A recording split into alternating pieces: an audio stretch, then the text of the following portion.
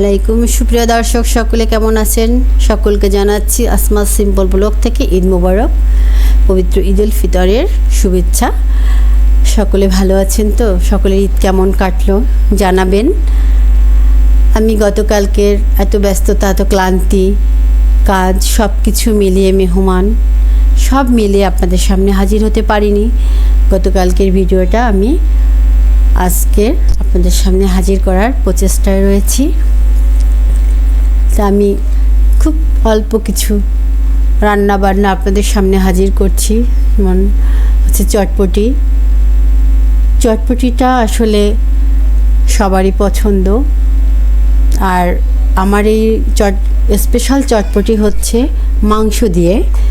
আমি গরুর মাংস দিয়ে রান্না করেছি। এটা খাসির মাংস দিয়ে রান্না করা যায়, মুরগির মাংস দিয়ে রান্না করা যায়। এটা আমার আম্মুর সিগনেচার ডিশ বলা চলে। আম্মুর হাতের এই আইটেমটা সবারই খুব পছন্দ। আমি আম্মুরটা দেখিয়ে শিখেছি এবং আমি মাঝে মাঝেই রান্না করি এবং আমার রান্না খেয়েও আলহামদুলিল্লাহ সবাই প্রশংসা করে। আপনারাও দেখুন, ভালো লাগলে আপনারা ভাবে রান্না করে খাবেন। আমি গরুর মাংসটা এই যে প্রেশার কুকারে দিয়ে দিচ্ছি। আর তার আগে আমি ডালগুলো ভিজিয়ে রেখেছিলাম সারা রাত। সকালে উঠি ওগুলোকে ধুয়ে আমি সিদ্ধ করতে বসিয়ে দিয়েছিলাম। আর হচ্ছে এর ভিতরে আলু দিয়েছি সিদ্ধ। অন্য পাশে আমি ফিরনি বসিয়েছি। আর ফিরনিটা হচ্ছে আমাদের বরিশালের আঞ্চলিক একটা ট্র্যাডিশনাল খাবার, যেটা অন্য প্রসেসেও রান্না করে, আমার আম্মুরা রান্না করে, কিন্তু আমি একটু সহজ করার জন্য যে হ্যান্ড ব্লেন্ডারটা দেখছেন এটা ইউজ করছি আমি, মানে দ্রুত করার জন্য। আমি দুধগুলো এক পাশে জ্বালাতে দিয়েছি আর অন্য এক সাইডে আমি পোলার চাল সিদ্ধ করতে দিয়েছিলাম। সিদ্ধ হওয়ার পর আমি হ্যান্ড ব্লেন্ডার দিয়ে একটু করে নিয়েছি যাতে তাড়াতাড়ি হয়ে যায়। আর দুধগুলোও হয়ে গেছে, আমি চিনি দিয়ে দিলাম, সাথে গোটা গরম মশলা দিয়ে দিচ্ছি। আর প্রেশার কুকারে তো মাংস হচ্ছে, ওদিকে চটপটির ডাল সিদ্ধ হয়ে আছে। দুধের ভিতরে আমি ওই যে ম্যাশ করা চালটা দিয়ে দিচ্ছি এবং ভালো করে নেড়ে চেড়ে দিচ্ছি যাতে কোনো মানে গোটা গোটা না থাকে ভিতরে। এই জন্য আমি খুব করে এবং নিচে যেন লেগে না যায় সেই জন্য আমি কড়াইতে করলাম, মানে খুন্তি দিয়ে নিচটাকে ভালো করে নেড়ে দিয়েছি। আর এদিকে আমি চটপটির জন্য শুকনো মরিচ ভাজতে বসিয়ে দিয়েছি। শুকনো মরিচ ভাজা হয়ে গেলে এটাকে আমি হচ্ছে গুঁড়ো করে নেব। আমি এই যে দেখুন আস্তে আস্তে অল্প আছে ভাজতে হবে, তো উপরের কালারটাও ঠিক আছে আসে এবং মুচমুচে হয়, পুড়ে না যায়।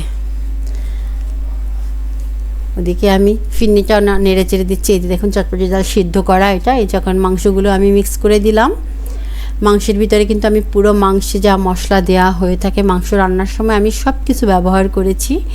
একটু চিনি ব্যবহার করলাম, চটপটি চিনির ফ্লেভারে চটপটিটার একটা আলাদা স্বাদ চলে আসে। হাতে করা মশলা অনেক মজা হয়, কিন্তু আমি সেই সময়টা পাইনি। এই কদিন রমজানে রোজা রেখে ইফতারি তৈরি করতে অনেক সময়, অনেক কষ্ট হয়ে গিয়েছে, আর আমি ওগুলো তৈরি করে রাখতে পারিনি। তাই আমি হচ্ছে প্যাকেটের যে চটপটির মশলা থাকে আমি ওটা ইউজ করব। এদিকে কাঁচা পেঁয়াজ দিয়ে দিলাম কিছু, পেঁয়াজ রসুন দিয়ে কিন্তু আমি মাংসটা আগে রান্না করে রেখেছিলাম, আপনাদের বললাম। এখন আলু সিদ্ধটাকে ম্যাশ করে মিক্স করে দিচ্ছি। যে দেখুন নেড়ে চেড়ে দিচ্ছি। আমার চটপটিটা অনেকটাই হয়ে গেছে, এখন একটু সময় জাল দিলেই হয়ে যাবে। একটু কাঁচা মরিচ কুচানো দিয়ে দিলাম। এই যে বলক চলে আসছে, এখন আমি চটপটির মশলা দিয়ে দিব। দেখুন এভাবে রান্না করে খেতে পারেন, যে কোনো মাংস দিয়ে রান্না করা যায়। এটার সাথে কিন্তু যে ফুচকা দিয়ে তো এটা সবাই খায়, কিন্তু ডিম যে দিতে হবে এমন কোনো কথা নেই। আপনাদের যদি ভালো লাগে ডিম দিতে পারেন, খাওয়ার সময় ডিম সেদ্ধ করে কুচিয়ে করে দিয়ে দিতে পারেন। আর যদি সেটা না দেন তাহলেও কোনো সমস্যা নেই। এটা কিন্তু খেতে অন্যরকম একটা স্বাদ।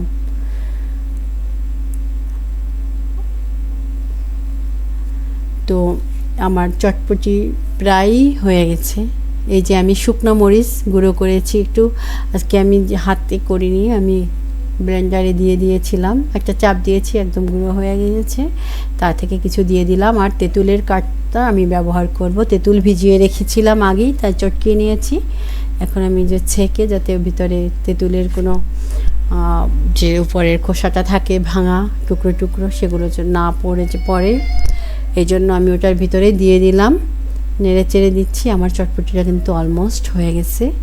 আমি একটু পানি পানি মানে ঝোল ঝোল রাখবো এই জন্য, কারণ এর ভিতরে আলু দেয়া রয়েছে, ওটা অনেকটা টেনে যাবে। ডাল এবং আলু দুটোই হচ্ছে পানিটা টানবে। আর এদিকে আমি রোস্টের জন্য, আজকে আমি শাহি রোস্ট তৈরি করার জন্য করছি। মুরগিগুলোকে আমি কুটে ধুয়ে পানি ঝরিয়ে রেখে দিয়েছি। তার ভিতরে আমি যে প্যাকেট মশলা রোস্টের তাই ব্যবহার করলাম। বাদাম বাটা, পেঁয়াজ বাটা, আদা বাটা, রসুন বাটা একত্রে দিয়ে দিলাম। ওর ভিতরে লবণ দিয়ে আমি মাখিয়ে নিয়েছি। আর এদিকে আমি আবার গরুর মাংস বসিয়ে দেব প্রেসার কুকারে। এই জন্য আমি প্রেসার কুকারটা বসিয়ে তার ভিতরে তেল, পেঁয়াজ, মশলা, গোটা মশলা এগুলো সব দিয়ে, অন্যান্য মশলা আস্তে আস্তে দিয়ে ভালো করে কষিয়ে নেব। এই যে আমি পানি দিলাম যাতে আমার মশলাটা না পুড়ে। আমি কিন্তু মশলাটা দিয়ে দিয়েছি, মানে হলুদ, মরিচ, ধনিয়া, জিরা, যেটা মাংসে রান্না করে। এটা প্রতিদিন দেখানোর এমন কিছুই নেই, এটা সবাই রান্না করে। আর ঈদের দিন এত মেহমান আসছে, তাদের বিভিন্ন জিনিস করা, তারপরে ঘরে অন্যান্য কাজ আছে, ছোটো বাচ্চা আছে, সব কিছু মিলিয়েই তো আমাকে কাজ করতে হয়। এই জন্য সব কিছু আসলে দেখানো সম্ভব হয় না। আর ভিডিও আমি যদি সব কিছু দেখাতে যাই তাহলে ভিডিওটা অনেক বেশি বড় হয়ে যাবে, যেটা আসলে কারোই ধৈর্য হয় না যে এত বড় ভিডিও দেখি। এই যে দেখুন, এই যে বাদাম বাটা, পেঁয়াজ বাটা, আদা, এগুলো সব একত্রে আমি ওটার ভিতরে দিয়ে মেখে, ভালো করে মেখে একটু রেখে দেবো কিছুক্ষণের জন্য। এই যে গরুর মাংসটা প্রেসার কুকারে দিয়ে যে একসাথে আমি এভাবে কাজ করছি, এটা একটু নাড়া দিচ্ছি, ওটা একটু করছি, ওটা একটু করছি, এভাবেই আসলে কাজ করতে হয়। যখন দ্রুত কাজ করতে হয় তখন তো আসলে একটু এভাবেই কাজ করতে হয়। এই যে দেখুন, এখন আমি এগুলোকে, এই যে আদা বাটা দিয়ে দিলাম, এখন ভালো করে এগুলোকে মিক্স করে মেখে আমি ম্যারিনেট করে কিছুক্ষণ রেখে দেব। আর এদিকে আমার হচ্ছে একটু সয়াবিন তেল দিলাম, আর একটু বাটার ব্যবহার করব। আমি হচ্ছে আমার ফিরনির জন্য যে আমি কিশমিশগুলো তা ভেজে নেব। কিশমিশ ভাজা হয়ে গেলে আমি আমার ফিরনিতে ব্যবহার করব। এই যে দেখুন, একটু বাটার দিয়ে দিলাম, কিশমিশ দিয়ে দিলাম, আমি তা নেড়ে একটু এই যে ফুলে ফুলে উঠছে, আমি এখন ওগুলোকে ঢেলে দেব। হয়ে গেছে অলমোস্ট।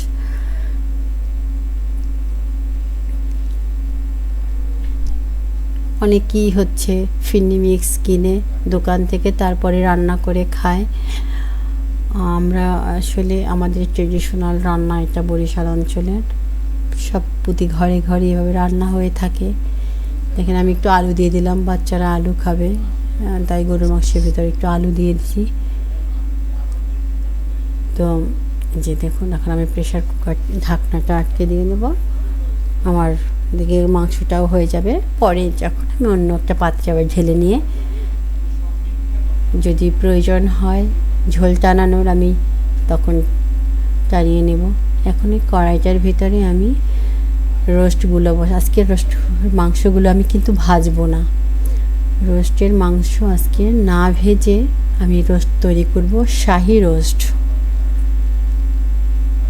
না ভেজে রোস্ট রান্না করব আজকে।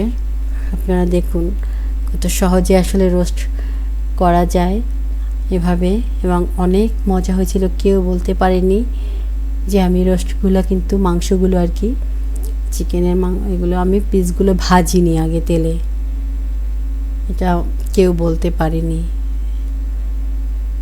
আমি এখন এই যে তেলটা একটু গরম হয়ে গেছে, এর ভিতরে কুচানো পেঁয়াজগুলো দিয়ে এটা বেরেস্তার মতো করে নেব, মানে বেরেস্তা করে নেব, একটু লাল লাল করে ভেজে নেব আর কি।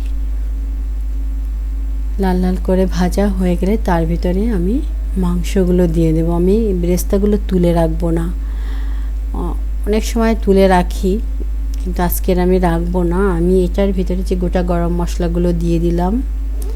যে দেখুন আমার চটপটি হয়ে গেছে, ওদিকে ফিরনিটাও আমার হয়ে গেছে। এখন এই যে আমি মাংসগুলো এক এক করে দিয়ে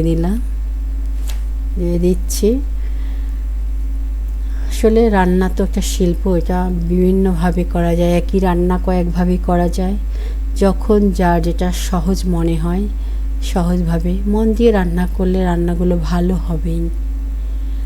আর যদি মন দিয়ে রান্না না করা যায় তখন দেখা যায় যে যত কিছুই আমি ব্যবহার করি না কেন বা একই রকমই রান্না করি না কেন,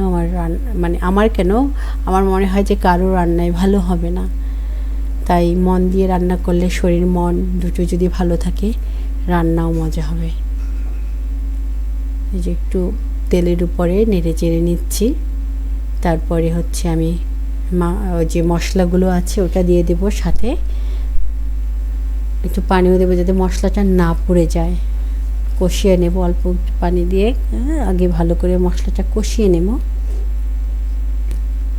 যে সামান্য একটু পানি দিয়ে দিলাম, দিয়ে আমি এখন মশলাটা কষিয়ে নেব। তারপরে আবার আমি আর একটু পানি ব্যবহার করব। যে আমি একটু মশলাটা আসলে সম্পূর্ণ একটু ভিডিওটা দেখানো সম্ভব না, আমি একটু মশলাটা কষিয়ে নিয়েছি। এখন হচ্ছে আবার একটু পানি দিয়ে অ্যাড করে তারপরে আপনাদের যে দেখুন এখন আমি অন্য একটা কড়াইতে আমি অন্য রান্না বসিয়ে দিব। এখনও আমার পোলাও রান্না বাকি, তারপরে অন্যান্য কাজ তো রয়েছে। সব কিছু তো আর এভাবে আসলে এক হাতে কাজ করা আবার ভিডিও করা এগুলো সম্ভব না। আর প্রতিটা জিনিস যদি আমি খুব নিখুঁতভাবে দেখাতে যাই ভিডিওটা এত বড় হবে যে আপনারা দেখতেই ইচ্ছা বোধ করবেন না। তাই আমি চেষ্টা করি একটু কাঁচামরিচ কুচি দিয়ে দিলাম, একটু ফ্লেভার বা হালকা একটু ঝালের জন্য। এখন আমি এই কড়াইটার সসপ্যানের ভিতরে পোলাও বসিয়ে দেব। আমি পেঁয়াজ দিলাম, তারপরে গোটা মশলা দিয়ে দিচ্ছি।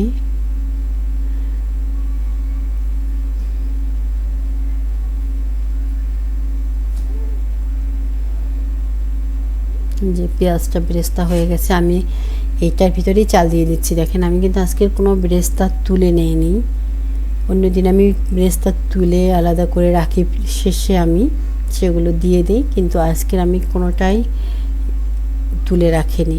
একদম দ্রুত যাতে হয়, কারণ মেহমান চলে আসতেছে, তাদেরকে খেতে দিতে হবে, এজন্য আমি এভাবেই রান্না করছি।